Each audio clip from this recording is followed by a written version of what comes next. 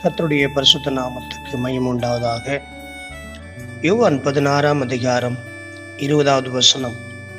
மெய்யாகவே மெய்யாகவே நான் உங்களுக்கு சொல்லுகிறேன், நீங்கள் அழுது புலம்புவீர்கள், உலகமோ சந்தோஷப்படும்.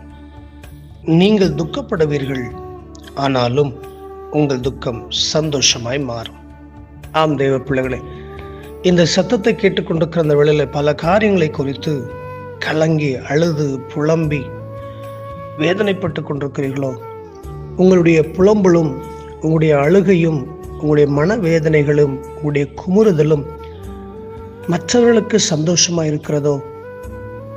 இதோ இந்த வேளையில ஆண்டவராக இயேசு சொல்லுகிறார், நீங்கள் அழுது புலம்பிக் கொண்டிருப்பீர்கள், உலகம் சந்தோஷப்படும். ஆனாலும் இந்த வேளையில இயேசு சொல்லுகிறார், உங்கள் துக்கம் சந்தோஷமாய் மாறும்.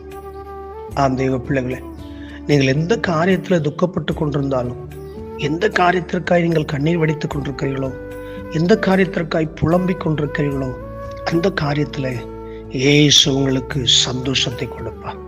இன்றைக்கு உங்கள் துக்கம் சந்தோஷமாய் மாறும்.